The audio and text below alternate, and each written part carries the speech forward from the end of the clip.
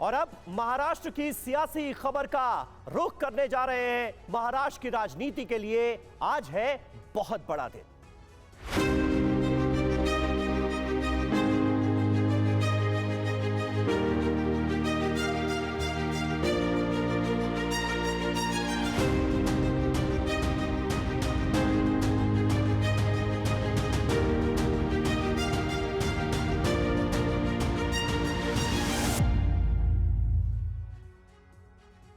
जी हां, महाराष्ट्र में सियासी सरगर्मियां बढ़ गई हैं। सीएम एकनाथ शिंदे मुख्यमंत्री रहेंगे या फिर जाएंगे, उन्हें अपनी कुर्सी छोड़नी पड़ेगी। शिंदे समेत उनके गुट के 16 विधायकों का क्या होगा? विधानसभा स्पीकर के फैसले पर इस वक्त महाराष्ट्र ही नहीं पूरे देश की नजर है।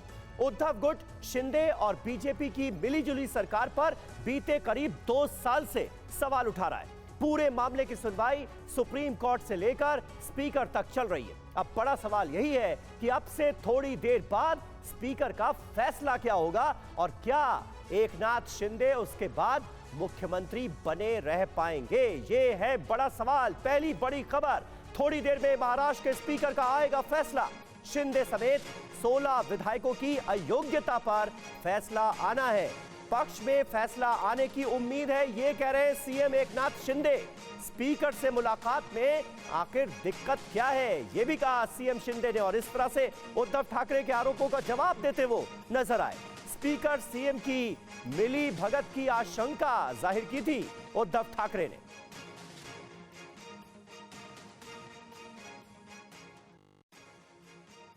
आज 4 बजे के बाद मैं अधिकृत बात करूंगा, लेकिन मैं इतना ही कहूंगा कि हमारे पास मेजॉरिटी है।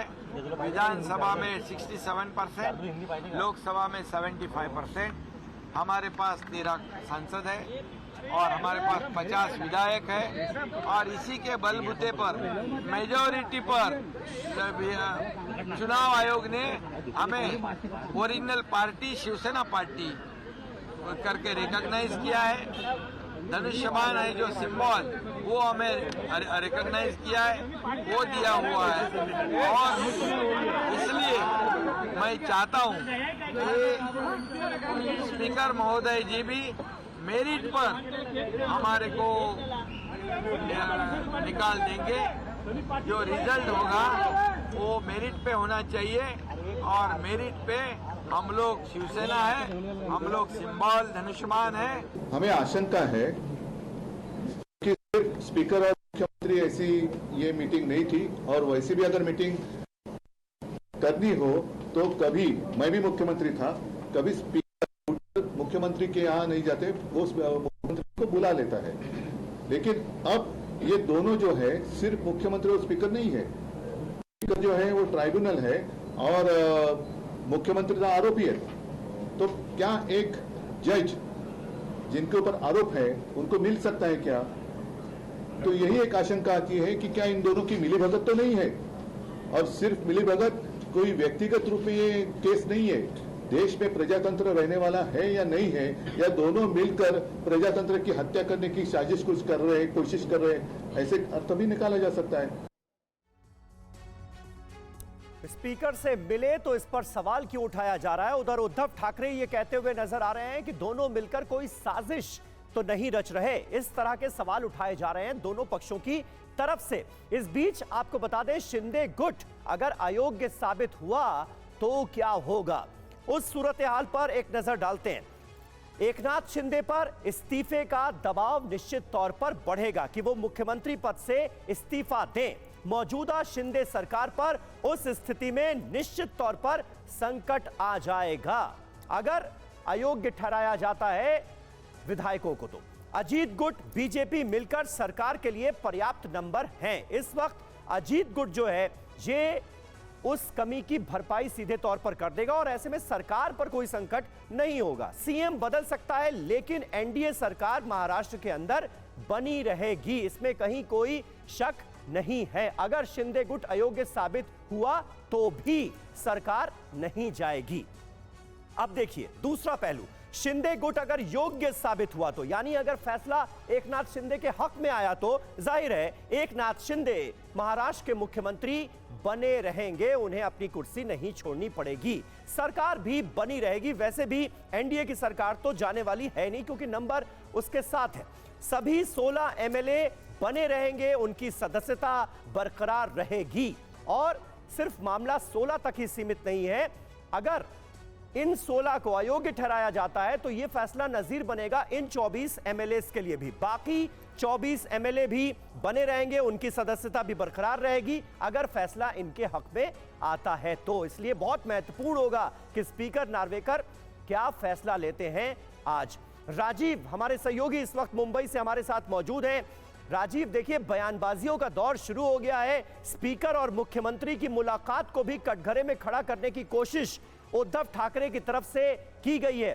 वो साजिश की बात कर रहे हैं कि दोनों ने मिलकर साजिश रच ली है। और उद्धव गुट ये आरोप लगा रहा है कि कुल मिलाकर मखौल उड़ाने की कोशिश की जाएगी। यानी अभी से क्या उद्धव गुट ये मान रहा है कि फैसला उनके हक में नहीं आने वाला?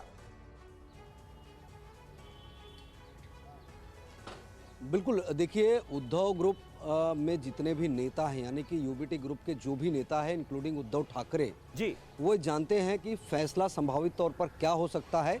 इसलिए फैसले के पहले से ही कल जिस तरह से उद्धव ठाकरे ने प्रेस कॉन्फ्रेंस ली, अपनी बातें कही, संजय राउत आज जिस तरह से सुबह से बयान दे रहे हैं, उन्हें भी कहीं ना कहीं ये अपेक्षित लग रहा है कि फैसला उनके खिलाफ जा सकता है। क्योंकि यहाँ पर एक बात को बहुत गंभीरता से समझने की जरूरत है कि इलेक्शन कमीशन में जब पूरा मामला गया था, वहां पर 2/3 मेजॉरिटी से इलेक्शन कमीशन ने एकनाथ शिंदे को पार्टी का नाम और निशान दोनों दे दिया था। और इसी बात को एकनाथ शिंदे मेरिट के तौर पर कह रहे हैं कि लोकतंत्र में मेरिट के आधार पर चीजें तय होती हैं। 40 विधायक उनके पास हैं, 13 सांसद उनके पास हैं। ऐसे में अगर जब पार्टी का नाम और निशान ही उनके पास है तो फिर व्हिप जारी करना या उन पर लागू होने की बात ही नहीं है। अगर उस व्हिप को मान भी लेते हैं समीर थोड़ी देर के लिए, तो उस व्हिप को लेकर भी जो एकनाथ शिंदे ग्रुप के विधायक जो वकील थे महेश जेठमलानी, उन्होंने अनिल परब को क्रॉस एग्जामिन किया था विधानसभा में। उस वक्त उन्होंने उनको पूछा था कि इस व्हिप पर तारीख नहीं है तो इसको वैलिड कितना माना जाए।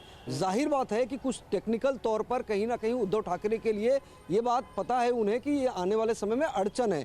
लेकिन अब उद्धव ठाकरे ऐसा क्यों कह रहे हैं, संजय राउत मैच फिक्सिंग की बात क्यों कह रहे हैं? मसला ये नहीं कि सरकार जाएगी या रहेगी, मसला यह है कि पिछले 2-2.5 साल से लगातार उद्धव ग्रुप जिस तरह से एक परसेप्शन और सिंपैथी की लड़ाई लड़ रहा है। राजनीति में परसेप्शन बहुत मायने रखता है, बहुत मायने रखता है और पब्लिक परसेप्शन की लड़ाई भी लड़ी जा रही है इस तरह के बयानों के जरिए। राजीव सिंह बने रहे आप हमारे साथ। इस बीच संजय राउत का आपने जिक्र किया, बागी विधायकों पर फैसले से पहले संजय राउत का बड़ा बयान आया। सीएम एकनाथ शिंदे गैर कानूनी तरीके से कुर्सी पर बैठे हैं, ये कह दिया संजय राउत ने। हमारे हिसाब से मुख्यमंत्री अपराधी है, संजय राउत कह रहे हैं। फैसले पर स्पीकर राहुल नार्वेकर का बयान, कानूनी प्रावधानों के मुताबिक ही फैसला लिया जाएगा, पूरे मामले की सुनवाई हो चुकी है, ये स्पीकर की तरफ से कहा गया। अपात्रता के याचिका के ऊपर सुनवाई पूरी हो चुकी है और मैटर ऑर्डर्स के लिए रिजर्व किया गया है। इस मैटर के ऊपर आज निर्णय दिया जाएगा। ये निर्णय संपूर्ण रूप से कानून को में जो प्राविधान है, संविधान में जो प्राविधान है और सर्वोच्च न्यायालय ने जो प्रिंसिपल सेट किए हैं उसके आधार पर ही ये निर्णय लिया जाएगा। नहीं, 10th शेड्यूल में जो प्रोविजंस है जिनका इंटरप्रिटेशन आज तक कुछ प्रोविजंस का हुआ नहीं है, कोई ऐसे विशेष घटनाएं हुई है जिसका इंटरप्रिटेशन अभी तक किसी केस में हुआ नहीं है, वैसे इंटरप्रिटेशन इस केस में करने की ज़रूरत थी। और इस केस में उस प्रकार से उचित सभी कानून के प्राविधानों का विचार करके उचित निर्णय लिया जाने वाला है, जो निश्चित रूप से एक उदाहरणात्मक निर्णय इस राष्ट्र के लिए 10th शेड्यूल के मामले में रहेगा।